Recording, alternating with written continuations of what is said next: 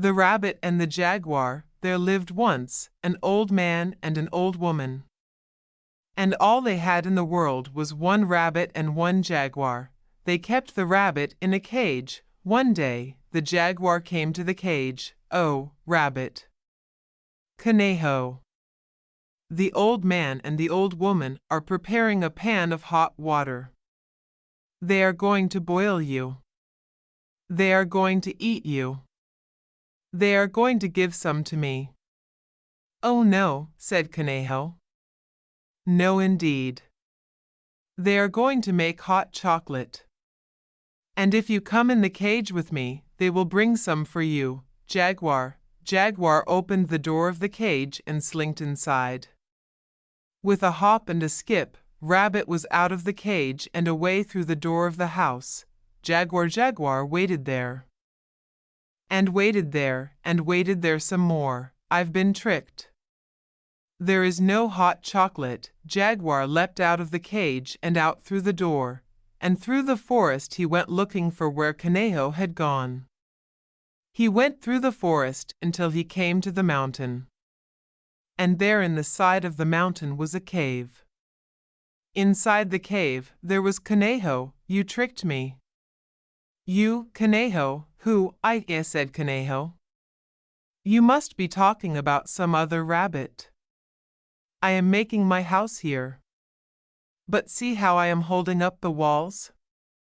If I do not hold them up, they will fall down. I must go and find a stick to prop up the walls.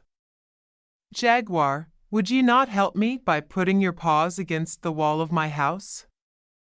Jaguar slinked into the cave and put his strong paws against the wall of the cave. With a hop and a skip, Conejo was out of the cave and away into the forest. Jaguar waited there, and waited there, and waited there some more. He waited there, and he waited there, longer than before. "I've been tricked." Jaguar leapt out of the cave and away through the forest, looking for Conejo.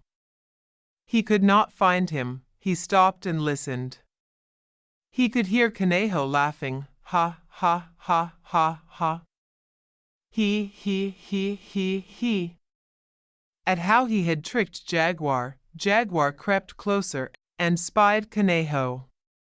He was hanging from an elastic vine, bouncing up and down, laughing with glee. Jaguar prepared to pounce. He leapt through the air and landed with his paws upon Conejo, pressing him down to the ground.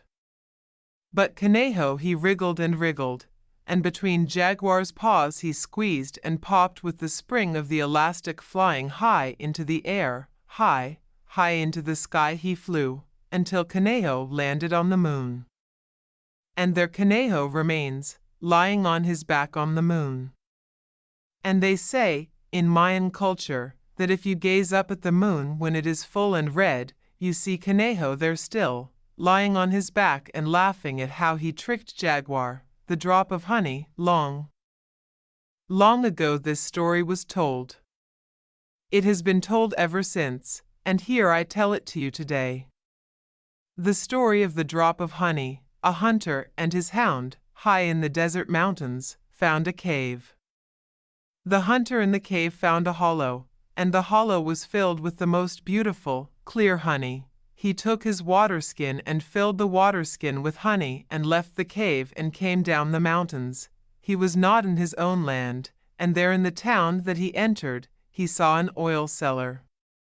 He went into that stall and offered his honey for sale, perhaps in exchange for some oil. And the oil seller was intrigued. As he was tasting the honey, one drop of honey fell upon the ground. Some flies buzzed, swarming around the honey. And as they swarmed there, some birds flew down to peck and eat the insects. But as the birds flew, darting among those insects, the cat that belonged to the oil seller leapt upon a bird and killed it. And as the cat leapt upon the bird, the hound of the hunter leapt forward and killed the cat. The oil seller, full of fury, kicked the hound so hard that the hound was killed. "You just kicked my dog." The hunter drew his hunting knife and plunged it into the chest of that oil seller. Those who were outside the stall came rushing in. They beat that foreigner to death. Word reached the people, in the hunter's own land, of his murder. They sent people from his village over the border, and they killed many of the men of that town. When the king of that land heard about this sortie, he gathered a great army and waged war against his neighbor. And the kingdom retaliated. Wars raged for many years. And wars have raged for many years since that time, two great enemies, those neighboring lands. And all because of one drop of honey, the fool and the donkey. One morning, the fool woke up and he thought, there is one thing I need a donkey. So he left his home and walked until he came to the town. He came to the donkey stall. There were many donkeys. Some were big and some were small. Some had long ears and some very short.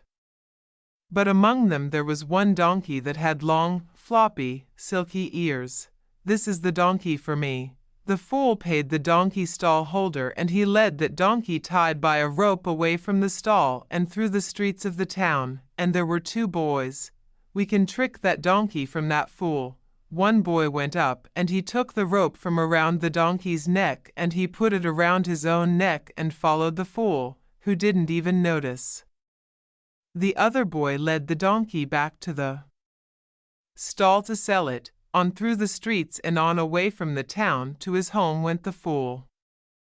And when he got to his home he turned and, when I bought you, you were a donkey. But now you've turned into a boy. It's true, I was a donkey when you bought me, but, you see, before that I was a boy. I was rude to my mother, and my mother said, if you are ever rude to me again, may you be turned by the devil into a donkey. And so it was. But now that you have bought me, I am a boy once more and I belong to you. Don't be rude, you belong to me, said the fool. I cannot own a boy. Go, woo, go, but promise me this, when you go to your mother, do not be rude to her again. The fool slept that night, and when he woke in the morning he realized there was something he still needed. He still needed a donkey. He went away from his home, taking his last few coins, and walked until he came to the town. Through the streets he came until he came to the donkey stall. And there were all those donkeys, large and small, some with larger ears than others. And among the donkeys he noticed there was one donkey with long, floppy, silky ears. He knew that donkey. He went over to it and he lifted its ear and said, you foolish boy, I said never be rude to your mother again.